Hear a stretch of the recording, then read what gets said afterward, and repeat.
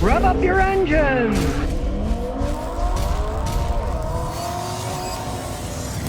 Well, another American EV maker is nearing bankruptcy with 1,000 jobs at risk, and no surprise, it is Nikola. Now, if you remember history, in 2021, the former CEO and founder of Nikola was convicted of fraud and got 3 years in prison. Well, the company went on without him, but obviously not doing too well. They're always saying, we need more funding, we need more funding.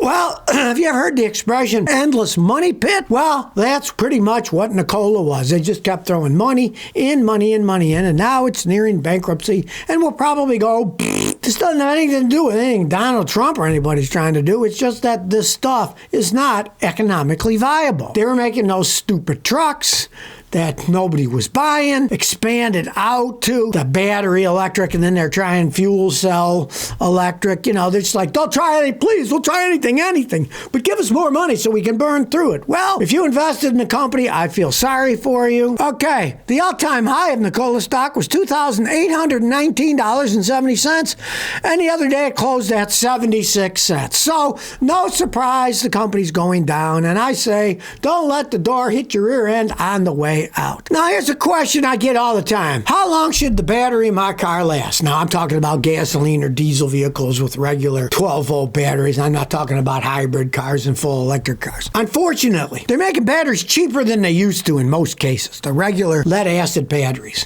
When I was a kid, we would often get 6, 7, 8 years out of a battery. Die Hard used to give a lifetime warranty. Now, they'd never last a lifetime unless you died early, but still, they gave you a guarantee, a lifetime. They haven't done that for ages. They used to. From my experience, if you buy a quality battery, you're generally going to average anywhere between 4 and 5 years. Now, if you live up north, they're going to crap out in the winter first because it's really cold. Conversely, if you live in the south where it's hot, like I did in Houston with mosquitoes, 100-degree temperature and 95% humidity, you're running that AC all the time, and that wears the battery out faster. But generally, 4 to 5 years. And of course, if you buy a quality battery, it's going to last longer than a non-quality battery, but take this in mind. I recently have been buying batteries from Rural King. I can get batteries there for $59, a 4-year guarantee on them. I can buy 5-year guarantees at the discount auto parts stores. Okay, 5 years instead of 4-year guarantee. But those things sometimes cost almost $200. In that case, you're probably better off buying a $59 one than you are buying a $200 one. If you're getting a 4-year guarantee on a $59 and a 5-year on the $200, do the math. You might as well. Do what I always do. Take the battery receipt, put it in your glove box in a little container or a plastic Ziploc, and you can have your insurance and other stuff there. So if something ever happens, you'll have the guarantee right there. They can't argue. You can go get another battery. 4 to 5 years is generally what you're going to get. Now, a lot of them are cheaper made, and they won't last that long. That's why you want to keep the receipt to make sure. And take this advice.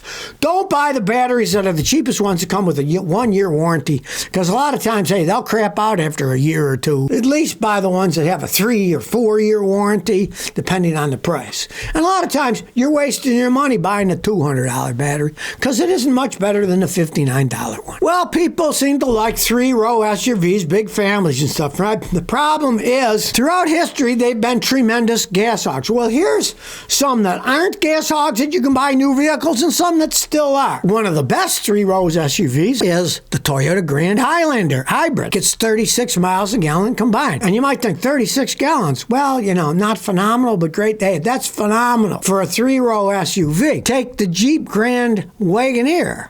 That gets 17 miles a gallon. 36 is sounding a whole bunch better, right? And one of the worst out there is the Cadillac Escalade V. It gets 13 miles a gallon. So, the Toyota sounding better and better. Now, the Mazda CX-90, 25 miles a gallon. A lot less than the Toyota, but still not that bad. The Infiniti QX60 gets 24 miles a gallon, and the Cadillac XT6 gets 23 miles a gallon. Well, see, that's why I tell people, you're going to get something bigger, 3 rows and stuff. Let's just face the facts. Unless you get a hybrid, it's going to be a gas hog. Because, 23 miles a gallon is crappy these days, right? But that's the best you're going to get with a normal engineered car that doesn't have hybrids. The hybrids can get much better gas mileage, right? So, there are some that aren't as horrible as they used to be. But there's some that are just as bad. Now, here's the problem with people and their guarantees. Kia guarantees their engines because they had a lot of problems. Brent says, Scotty, my sister-in-law had a Kia Sorento. They had an engine grenade, and his mechanic knew she was a teacher. So, he contacted Kia to advocate for her. They towed the car to the dealership and they installed the new engine at no cost to her. But soon after they put it in, the car started throwing CEL codes not running right, which annoyed her because she goes 50 miles a day. She got a promotion to principal and then traded the Kia in on a new Equinox. Okay, I wouldn't have bought an Equinox, but better than the Kia engine that blew up, right? This is the problem. Yeah, they put in a new engine, right? And now all of a sudden the check engine lights are all coming on. Either they didn't install it right, or more often, they don't put new engines. They put used engines in. I know guys that run junkyards, and I said, now with all these Chinese parts out there that are dirt cheap, how do you compete? Because back in the day, when I was a younger mechanic, we would often use junkyards because, say, maybe a really expensive car had an alternator that was $600, but the junkyards is selling to us for $3, half price. So we'd buy them, tell the customer, do you want to try a used one? Comes with whatever guarantee the junkyard gives. They said yes, you'd put it in. But now with the Chinese, you can get new ones for a lot less than $300. So I said to the junkyard guy, well, how do you sell parts now? They said, well, here's our big thing. We buy late model cars. As soon as we get them, we pull the engines and transmissions out. We contact all the local dealerships, and they almost always immediately buy them. They use them for warranty work. So a lot of times they say, yeah, we put a new engine, we put a new transmission in. No, they just put a used one in from a junkyard. You don't know what kind of mileage and stuff they have, and so I'm assuming they probably got a junkyard engine put in it. She was lucky. She got a raise, was a principal, so she just traded it in and got a new car.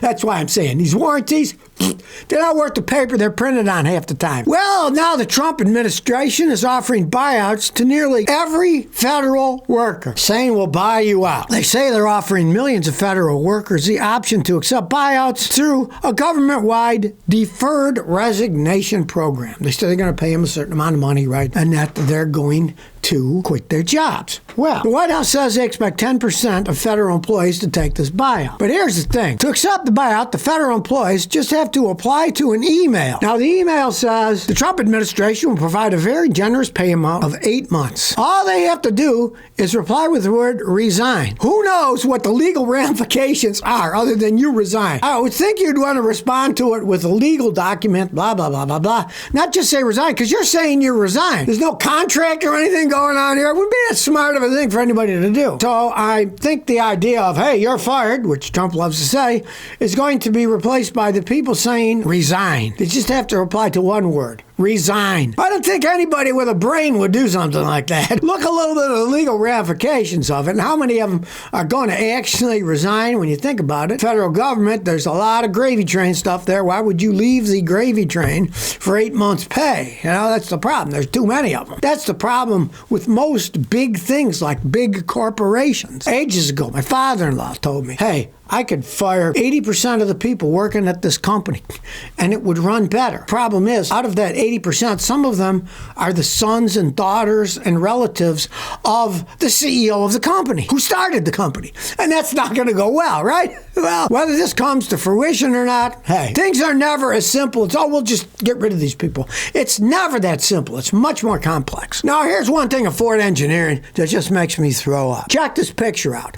Okay? See the hand? That is on a rubber belt that's inside the engine. There is a rubber belt that drives the oil pump. That's the oil pump drive.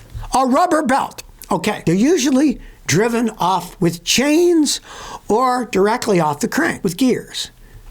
Now Ford is using a rubber belt on these V6 twin turbos to run the oil pump. If that belt breaks, guess what? The oil pump stops working. Your engine will explode because there won't be any oil lubricating it and the metal will just seize up and goodbye engine. What a stupid idea. And to top it all off, to change that belt, you got to take half the car apart because the belt's right in there with gears over it. You can't just slip it off, slip it on. You got to take the whole thing apart. Absolutely ridiculous, Ford. Your engineers are making ridiculous vehicles that are going to break down when they get old. older. Now, they do make these belts better than they used to. Understand. That rubber belt is soaked in oil, baby. It's inside the oil pan, so it's soaked in oil. It's pumping the oil using the oil pump, right? Eventually, that thing's going to break. Now, I haven't seen any of them break while they were under warranty, because the warranty only goes for so far, 3 years or something, right? But then later on, when they break and your engine goes, you wish you'd never bought one of those things. So if you never want to miss another one of my new car repair videos, remember to ring that bell.